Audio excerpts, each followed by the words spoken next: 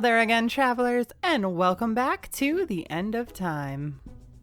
Oh boy, we're talking about Smash Bros? My oh my friends, how deep this rabbit hole truly goes. I'll get this out of the way right out the gate. I adore the Smash Bros series, but I admit I'm not at all skilled in the games. I've always admired it for being like a celebration of all things gaming, for being the ultimate video game battle royale. And because of this, at times, the series can do some incredible things for franchises long dormant. It can breathe new life into series long forgotten. I don't know that I have the ability to really get into Smash Bros speculation. I'll leave that to one of my favorite YouTubers ever, Papagenos, who you should totally go check out, by the way. But there is one thing I do need to talk about, something that I practically feel like I have an obligation to. It's common in Smash for us all to dream of one day getting our favorite character to join the roster. Throughout the series run, we've seen some incredible miracles performed by Sakurai, but it amazes me that I can now properly say that I live in a world where the following video is even a topic of discussion. I'm going to talk about my favorite video game franchise of all time, Chrono Trigger, and discuss the chances its main protagonist, Crono himself, has of one day joining this epic clash of gaming greats. There was a time when the very notion of Crono joining Smash Bros was a laughable one. Heck, there was a time when the notion of Cloud joining Smash Bros was a laughable one. But look at how far we've come. And honestly, even now, some might argue that this time-traveling teenage Goku still has no chance. But believe it or not, Crono's chances are not as bleak as you might think. In fact, he not only has a shot at joining the Super Smash Bros. Roster, he has a decent one. And I can't even believe I'm saying that. Some might know why, but I'll do my best to explain, because there are probably some of you who are questioning how that's even possible. Obviously, Chrono Trigger is beloved. It's agreed by many to be one of the greatest video games of all time. I won't even get into my own feelings on it. It's an iconic, nostalgic masterpiece that immediately comes to mind when one thinks of the retro era of gaming. And retro reps are no stranger to the Smash Bros. Scene. We've seen the likes of Game & Watch, Duck Hunt, and even Rob join the fight. And it's certainly nice to know that with Hero, we already know that Akira Toriyama, the designer of Chrono Trigger characters, is completely willing to play ball in getting any of his designs into Smash Bros.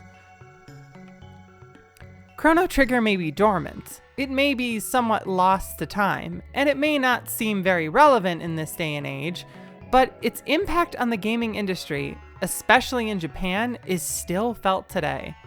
In April 2019, Famitsu Magazine, arguably the biggest gaming publication in Japan, voted Chrono Trigger the greatest video game of all time in the Heisei era. For those who do not know, Japan not only measures their time throughout history in the Gregorian calendar, but also through periods by which who was emperor at the time. The Heisei era in particular refers to the time at which Emperor Akihito ruled over Japan. That's probably a very crude summary of how it works, and I do apologize if it is, but hopefully you get the idea. It began in 1989 and ended in 2019. This essentially means that Chrono Trigger was voted the greatest video game of all time. Its impact cannot be overstated. Famitsu's not the only one. There have been numerous gaming publications who cite it as either the greatest or one of the greatest video games of all time. It's touched millions. It's made its impact. This cannot be denied. Masahiro Sakurai, the man who created and directs Super Smash Bros., even took note of this. On April 22nd, shortly after the custom stage builder mode had been released in Smash Ultimate, Sakurai specifically tweeted out a fan-made Chrono Trigger stage. The stage depicts the dragon tank from the iconic scene in which Crono and Lucca escape from Guardia prison. Sakurai tweeted this in order to celebrate Chrono Trigger being voted the #1 video game of all time. While I am not of the belief that everything Sakurai says or does is any sort of hint, I do believe this shows that the series is on his mind. And there is no doubt at all that the idea of Chrono in Smash has to have crossed his mind at some point. We have seen a few examples before where one could argue Sakurai was hinting at something. And to be fair, I'm not entirely sure myself if it ever actually has happened. But regardless, this recognition simply helps Crono more than it hurts him. Seeing Nintendo put him in solely to cover both major Akira Toriyama icons in one game is something I could certainly see. The world demands Hero and Crono going up against each other. Crono also offers up an incredibly unique fighter's pass potential. His use of dual techs could lead to an entirely different sort of playstyle, and we know that uniqueness in moveset is something Sakurai values very highly when choosing a fighter. Yes, of course I know that Nintendo is the one who's choosing the fighters, but this still helps in my opinion. All of it helps, sure, but there is one primary reason why Crono's chances may in fact shock you. If you follow Smash speculation closely like I do, I honestly just find it to be a really fun game of detective work at times, then you'll probably know what I'm about to say. And warning, things are about to get a little bit more conspiracy. We're about to talk about the dreaded topic of leaks. Now, I can't stress this enough. It is very, very rare that a leak turns out to be true in anything, including Smash Bros. But they do happen. Companies are not sealed shut completely. Things can get out. The major leak which helps out our time-traveling hero's chance is known as the 7 Squares leak. For those who do not know, a famous Smash Bros. Insider by the name of Vergibin once had a confidential conversation with another user that was leaked to the public. Vergibin's credibility for the base roster of Smash Bros. Is impressive to say the least. He called nearly every single fighter for the base game, with the exception of K. Rool and I think a few Echoes who he never got info on. In this leaked conversation, a user gave Vergibin a list of 7 supposed characters that Nintendo apparently wanted to use for Smash Bros. From Square Enix. These characters included Erdrick, the Luminary, Slime, Geno, Sephiroth, Sora, and Crono. While there has never been definite confirmation, I personally do believe that this list did indeed exist.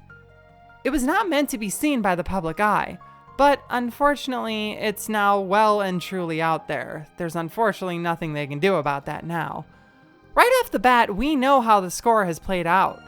Erdrick, Luminary, and Slime have been included in the game to some extent. Sephiroth would later join, and Geno was taken out of the running by becoming a Mii costume. That simply leaves 2 characters. Sora from Kingdom Hearts is arguably the most requested character in all of Smash Bros. Right now. People want him badly. I'd certainly love to see him join myself, I'm a big Kingdom Hearts fan. However, due to a few reasons, it's largely believed that Sora is something Nintendo simply could not make happen. Allow me to explain. Imran Khan, an ex-senior editor for Game Informer magazine, is a known Smash insider. He's made many correct predictions regarding fighters in the series, and he even leaked Min Min, though very subtly. In an interview on Kinda Funny Gamescast, Khan once mentioned that Nintendo attempted to make Sora happen, multiple times mind you, but that Disney simply would not play ball. Maybe they asked for too much money, who knows. It was insisted that Nintendo has tried multiple times to get him, but Disney simply would not allow it to happen, and that Nintendo would just eventually give up. There are even some rumors I've seen on message boards that claim that Sephiroth was Sora's replacement, a way of making up for that lack. Though none of this can be corroborated as of yet, I personally do believe it. I'm not one to so easily think Smash leaks are real, but the math is there on this one. Every single character on the 7 Squares list has either appeared or been negotiated for to some extent. Except one, Crono. Yeah, really starts to change the game, doesn't it? I can't believe we're even living in a world where my favorite game of all time has a chance at getting into Smash. Of course, there are roadblocks. For one, Nintendo could simply try for Sora again and this time succeed. We also already have a Square character in the second Fighter's Pass, and while the company double dipping isn't impossible, it seems unlikely. It could happen, but I'm doubting it at this point. Chrono's chances largely seem to rely on whether or not Nintendo makes a third Fighter's Pass. And unfortunately, at the moment, it doesn't look so great. In an interview with Famitsu magazine back in July of 2020, Sakurai stated that the second pass would be the end of the DLC lineup. We've yet to hear otherwise, but it's not impossible. The sales of Steve and Sephiroth may have given Nintendo the edge to go for one more, but for now, we'll simply have to hope. Regardless, if we do get a Pass 3, dare I say it, Crono looks very good. And I can't even believe that I'm actually saying that right now. Trust me, I know that a lot of this relies on rumor and speculation. But hey, that's kind of the point. I give you the facts, and you come to your own conclusion. What do you think? Do you believe these leaks? Do you think Crono has any sort of chance? Do you want him? I know I'd go absolutely freaking nuts if it happened. But what if it did happen? What if the Chrono Trigger series and this titular fighter did show up? What might that look like? How might he play? Tune in next time, friends, and I'll give you my take on it.